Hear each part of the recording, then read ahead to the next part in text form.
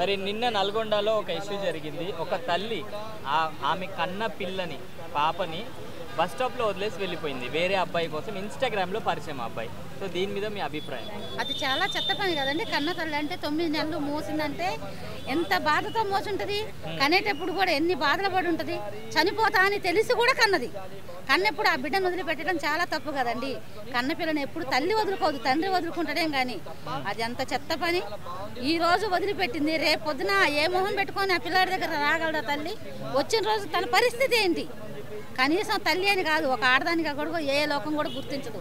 ఏ ఆడ మనిషి అయినా చెప్పు తీసుకొని కొట్టాలని అంత కోపం వస్తుంది. కన్న తల్లి వదిలిపెట్టి ఎప్పుడు వెళ్ళకూడదు పిల్లల్ని. వెళ్ళిన రోజు ఆ పిల్లల్ని అసలు కనకుండానే ఉండాలా. ఈ రోజు ఆ పిల్లాడు అనాదే కదా, ఎక్కడున్నా అనాదే.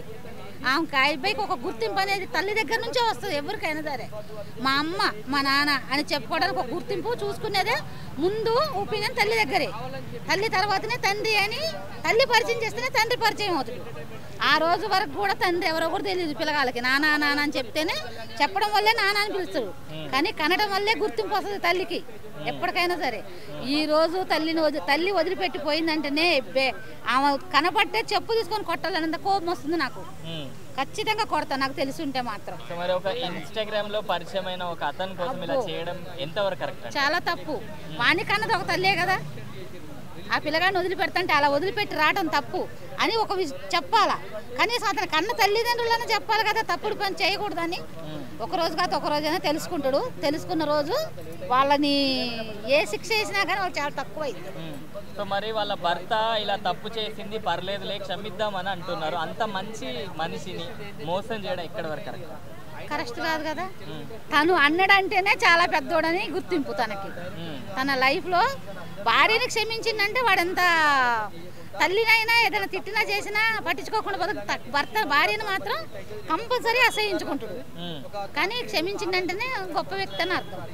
తనకు మంచి గుర్తింపు ఉంటుంది లైఫ్లో. వేరే అమ్మాయి వచ్చినా సరే సుఖపడగలదు, సంతోషంగా ఉండగలదు కుటుంబంలో అనేది ఈ మాటతోనే అర్థం అవుతుంది. సో ఈ మధ్య మహిళలు ఇలాంటివి కొంచెం ఎక్కువగా జరుగుతున్నాయి. హస్బెండ్లను చంపేస్తున్నారు, పిల్లల్ని చంపేస్తున్నారు, ఇట్లాంటివి ఎక్కువ అవుతున్నాయి. ఏమై ఉండొచ్చు, ఎందుకు ఇలా జరుగుతున్నాయి? వాళ్ళ మైండ్ సెట్టే మనలో లేదని అర్థం. తన మైండ్లో ఏవేవో ఉంటున్నాయి. ఆ ఆలోచనలు తప్పుడు ఆలోచనలు. వాటికి ఎప్పుడైనా సరే దూరంగా ఉండటం మంచిది. ఒక మనిషి చెప్పిన మాట నమ్మటం కంటే కూడా మన మైండ్లో ఏముందనేది దాన్ని ఫాలో అవ్వాలి. కానీ ఎవరో చెప్పిన మైండ్లోకి ఎక్కించుకుంటే మన లైఫే కదా స్పాయిల్ అయిపోయేది ఎప్పటికైనా. ఆ లైఫ్ స్పాయిల్ అయిపోయిన తర్వాత వెనక్కి తిరిగి రాదు. తెచ్చుకుందామన్నా సరే తల్లి భరిస్తాడో, తండ్రి భరిస్తాడో, కట్టుకున్న భర్త భరిస్తాడో, కొడుకులు క్షమిస్తారో, బిడ్డలు క్షమిస్తారో అనేది పక్కన పెడితే తనకంటూ ఏం గుర్తింపు ఉంటుంది ఒక ఆడ మనిషికి? మనం ఇంటికి వెళ్ళినా ఏ మొహం పెట్టుకొని బతకగలం అక్కడ? ఒక మనిషి చూస్తుందంటే భయం వేస్తుంది కదా, ఏమనుకుంటుందో నా గురించి మనసులో అనేది చాలా ఆలోచించాలా. అలాంటప్పుడు ఏం చేయాలి? తప్పు చేయాలంటే కూడా వెనకాడాలా. ఇది తప్పుడు పని, రేపొద్దు నా పిల్లలకి నేనేం చెప్పగలను నేను ఈ తప్పు పని చేస్తే అనే ఆలోచన వచ్చిన రోజు తల్లిగా ఒక ఆడ మనిషికి కంపల్సరీగా గుర్తింపు ఉంటుంది.